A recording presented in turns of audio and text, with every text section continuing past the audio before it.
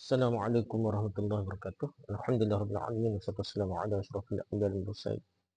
Sayyidina Muhammad wa ala alihi wa sahbihi ma'in. Rabbi shrah li sadri wa yassir li amri wa hlul 'uqdatam min lisani yafqahu qawli amma ba'd.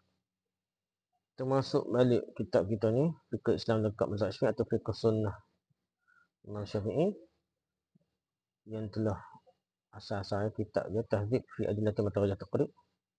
Syekh Mustafa Ghashih ni telah tahqiq kitab Matarajah Taqrib. Syekh Ibn Abi Syuja' lah. Jadi kita masuk ke bab yang seterusnya dalam qada dan kafarat. Qada puasa dan kafarat puasa ni. Waman wata'a fi nahari Ramadan amidan fil fardi fa'alihi al-qada wal kafaratu wa hiya idkun wa raqabatun mu'minah. Fa in lam yajid fa siyamu shahran mutatabi'ain fa in lam yastati' fa it'amu 60 miskinan li kulli miskinin muddah. Wa man mata 'alaihi siyamu min Ramadan at'am anhu li kulli yawmin muddah. والشيخ إن عجز عن الصوم يفطر يطعم عن كل يوم مدة والحامل والمرضع إن خافتا على أنفسهما أفطرتا وعليهما القضاء وإن خافتا على أولادهما أفطرتا وعليهما القضاء والكفارة عن كل يوم مد وهو رطل ثلث بالعراق المريض والمسافر سفرا طويلا يفطران ويقضيان. Barang siapa sengaja bersetubuh pada siang hari bulan Ramadan, dia mestilah mengqada puasa dan membayar kafarah. Iaitu merdekakan seorang budak mukmin. Qada puasa, dia tinggal sehari tu kena qada, lepas tu bayar kafarah. Itu merdeka seorang. Jika tidak mendapatkannya, tak dapat hamba ke, tak cukup duit ke, maka berpuasa selama 2 bulan berturut-turut. Baru dia puasa 2 bulan berturut-turut. Dan jika tidak mampu juga, maka memberilah makan 60 orang miskin, di mana setiap orang miskin mendapatkan 1 mud. Jadi, puasa 2 bulan berturut, tak mampu juga, beri makan 60 orang miskin, di mana setiap orang miskin dapat 1 mud. Jadi 60 mud. Dia kena 60 orang miskin, matlabatnya, 60 orang miskin. Okay, barang siapa meninggal dunia, sementara dia masih memiliki tanggungan puasa Ramadan, dia menati dah meninggal dunia tapi ada lagi tinggal tak qada lagi puasa Ramadan, maka keluarganya wajib memberi makan orang miskin atas namanya setiap hari yang tinggalkan sebanyak 1 mud. Dia bukan ganti puasa. Ikut mazhab kita ni bukan ganti puasa. Tapi dia kena bayar 1 mud lah.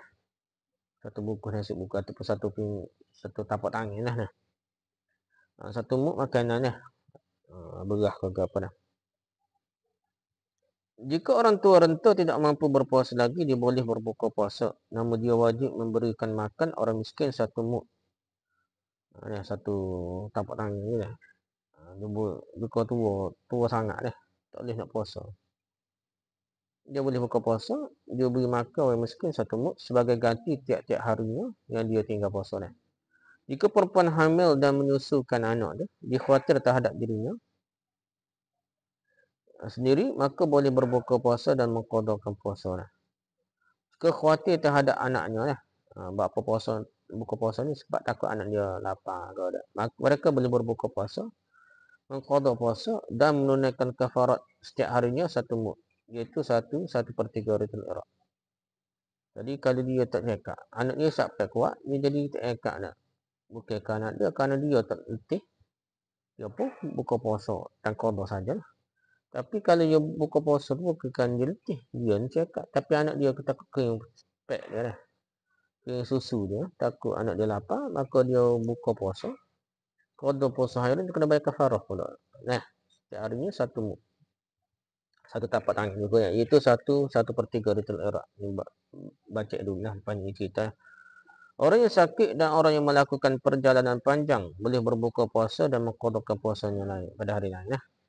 Dia orang sakit yang tidak melibatkan anak kecil ke apa ni, menyusu ke apa, dia boleh buka puasa ketika sakit dan qada sebanyak hari tinggal lah masa dia sakit. Orang yang perjalanan pun, musafir pun, dia boleh buka puasa. Dan dia boleh qada puasa sebanyak mana hari tinggal lah. Cuma perbahasan lebih baik ke apa atau afdal tu ada perbahasan lah. Tapi dari segi bolehnya boleh orang musafir buka puasa. Penjelasan pertama, hadis riwayat Bukhari hadis 1834 dan hadis Sahih Muslim hadis nombor 1111. Dan selain keduanya, selain Bukhari Muslim meriwayatkan dari Abu Hurairah, dia berkata, ketika kami duduk bersama-sama Nabi SAW, datanglah seorang lelaki seraya berkata, wahai Rasulullah, celakalah aku. Rasulullah berkata, ada apa denganmu? Orang itu menjawab, saya menggauli isteriku padahal saya sedang berpuasa. Selaka-selaka gitulah. Sebab apa Nabi tanya? Dia kata, saya menggauli isteriku, setubuh isteri, padahal saya sedang berpuasa. Dalam riwayat lain, dalam bulan Ramadan. Maka Rasulullah SAW bertanya, apakah engkau memiliki budak yang boleh dimerdekakan? Ada hamba tak? Ada hamba kan yang boleh dimerdekakan? Orang itu menjawab, tak ada hamba dah. Bila bertanya, apakah engkau mampu berpuasa selama 2 bulan berturut-turut? Orang itu menjawab, tidak. Tak mampu puasa 2 bulan, lama sangat. Bila bertanya lagi, apakah engkau memiliki makanan untuk memberi makan 60 orang miskin? Orang itu menjawab, tidak. Orang miskin sangat, sehingga nak beri makan 60 orang miskin pun dia tak mampu. Abu Hurairah melanjutkan cerita Nabi SAW terdiam. Kemudian beliau diberi keranjang yang berisi kurma. Bekah, sebaku lah. Sebaku besar, kurma. Maka beliau bertanya, manakah orang yang tadi bertanya? Orang itu menjawab, saya. Rasulullah bertanya, ambillah kurma ini dan sedekahkanlah ia. Laki-laki itu berkata, adakah orang yang lebih fakir daripada aku? Lebih miskin daripada aku? Wahai Rasulullah, demi Allah tidak ada keluarga di wilayah Haramain ini yang lebih fakir daripada keluargaku. Maka Nabi SAW tertawa sambil kelihatan gigi taringnya. Dia berkata, berikanlah kurma ini untuk makan keluargamu. Jadi itu atas kuasa kerajaan. Tentukan yang boleh. Orang fakir yang mampu memberi makan keluarganya tidak boleh memberikan makanan kafarat kepada mereka. Jadi fakir asalnya, nafkah dia tak boleh bagi dah. Dia perlu orang miskin tu orang lain, bukan keluarga dia.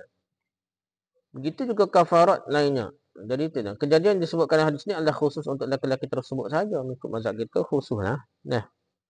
Soalnya ada kata terpaksa boleh. Tapi keadaan hasar tak boleh juga dah. Apa-apa pun kita pergi pada keadaan hasar tidak boleh bagi pada tanggungan keluarga sendiri, nafkah sendiri. Jadi bagi makannya pada orang miskin yang lain. Ini perlu orang miskin lain. Okey, yang perbahasan kedua. Makanan yang diberikan kepada fakir miskin adalah makanan pokok yang biasa dimakan, dikonsumsi, dimakan oleh penduduk negeri. Makanan pokok, makanan asasi dah. Sebab kita berah negeri lain gandum biasanya. Seperti gandum kata sini lah. Sebab kita berah lah seperti gandum dan berah lah. Kita kata gandum dan nak berah. Muk setara dengan sebejana persegi 4 yang panjang sisinya 92 cm. 92 belah ni 92 cm dah.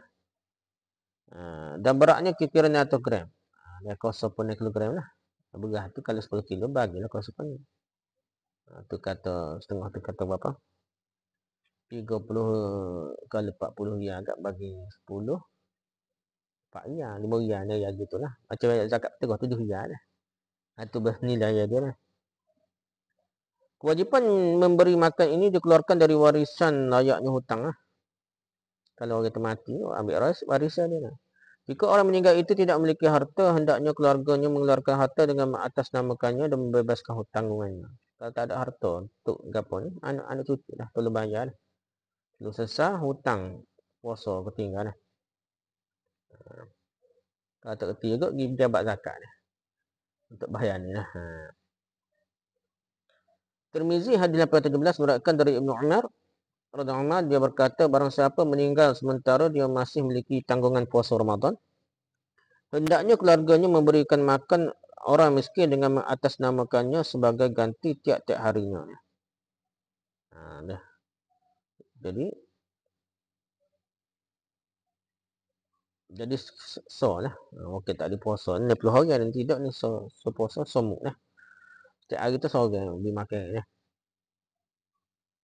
Bukan ganti puasa dah, mengikut mazhab kita ni dia tidak ganti puasa tapi dia beri makan pada orang miskin atas nama dia sebagai ganti tiap-tiap hari dia tinggal puasa lah. Sehari tu seorang lah. Abu Daud hadis 2401 meriwayatkan dari Ibnu Abbas radhiyallahu anhu, dia berkata, apabila seseorang menderita sakit pada bulan Ramadan, kemudian meninggal dunia dan tidak sempat berganti puasa dia, hendaknya dikeluarkan makanan atas namanya. Lebih utama dilakukan daripada memberi makan orang miskin adalah kehendaknya kerabatnya, anak beranak, anak dia, kerabat dekat dia lah. Atau orang yang diizinkan oleh si mayat atau ahli warisnya berpuasa untuknya. Ataupun si mayat mengizin dunia walaupun orang lain lah. Atau ahli warisnya lah, hak terima warisnya. Dasarnya adalah hadis-hadis yang diriwayatkan oleh Bukhari, hadis 1801 dan hadis Sahih Muslim, hadis nombor 1147.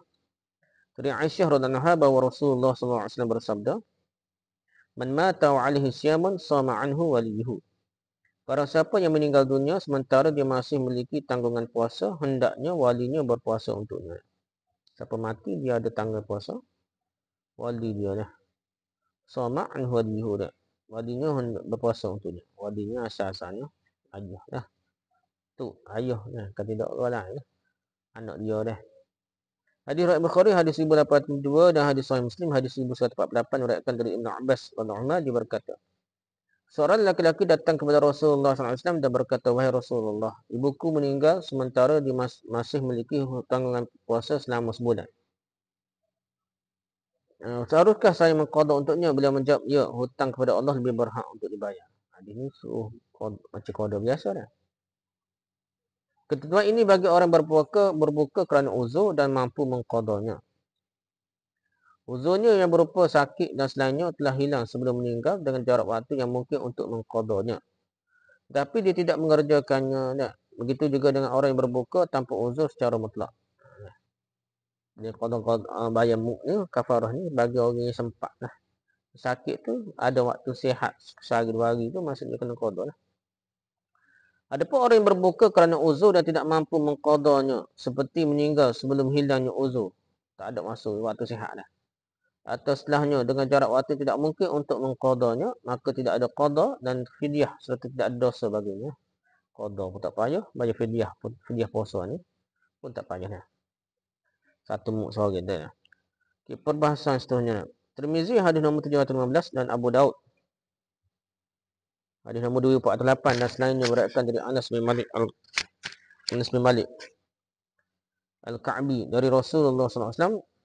Al-Ka'bi radhiyallahu anhu dari Rasulullah SAW beliau bersabda, "Inna Allah Ta'ala wada'a 'alal musafiri as-shawma wa syatr as-salah wa 'alal hamili aw al-murdi' as-shawma." Sungguhnya Allah meringankan puasa dan bilangan solat bagi musafir serta puasa bagi perempuan hamil dan menyusui. Allah ringan puasa dan bilangan solat bagi musafir. Jadi pendek lah. Musafir ni boleh jamak qasar atau qasar lah. Puasa pun boleh tak puasa lah. Bagi perempuan hamil dan menyusui dia. Jadi serta perempuan yang hamil dan menyusui pun boleh tinggal puasa dan ganti hari lain lah. Maksudnya meringankan hadis ini adalah dengan mengqasar solat serta dengan berbuka puasa dan mengqadakan ketika berpuasa. Mengqadakan pada hari lain lah. Ketika tak tinggal puasa dah. Poin perbahasan keempat. Abu Daud hadis nombor 2314 meriwayatkan dari Ibnu Abbas radhiyallahu anhu dia berkata tentang ayat. Wa 'alal ladzina yutiqunahu fidyatun ta'am miskin. Ibnu Abbas radhiyallahu anhu berkata ini adalah rukhsah keringanan untuk laki-laki dan perempuan tua yang renta, sangat tua dah, perempuan yang sangat tua yang berasa berat menjalankan puasa agar berbuka puasa dan memberi makan orang miskin setiap harinya yang tinggalkannya lah. Perempuan hamil dan menyusui jika mereka merasa khawatir iaitu terhadap anaknya, maka mereka boleh berbuka puasa dan memberi makan orang miskin. Orang tak payah qada lagi dah. Khawatir terhadap anaknya, bukan kerana dia tak cakap, tapi untuk anak dia lah, maka dia boleh buka puasa dan beri makan orang miskin. Tak payah qada puasa. Kadang beri makan orang miskin. Ini satu riwayat lah. Yang kelima, orang yang sakit dan orang yang melakukan perjalanan jauh ni boleh berbuka puasa dan mengqada puasa pada hari lain.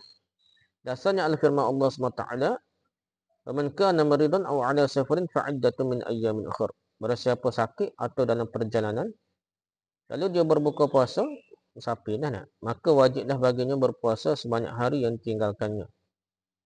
Itu pada hari-hari lain. Al-Quran ayat surah kedua ayat 106, surah Baqarah ayat surah kedua ayat 145. Siapa yang sakit ataupun musafir lalu dia buka puasa, wajib qada lah puasa sebanyak hari tinggalkannya. Maknanya wallahu alam, barang siapa selama bulan Ramadan tertimpa sakit dan yang membuatkannya tidak mampu berpuasa atau melakukan safar perjalanan jauh. Dia tak puasa, hendaknya dia berbuka puasa jika berkehendak dan berpuasa pada selain Ramadan setelah hilangnya uzur tersebut sesuai dengan hari yang tinggalkannya. Ya. Wallahu a'lam. Subhanaka wa bihamdika, astaghfiruka wa atubu ilaik. Assalamualaikum warahmatullahi wabarakatuh.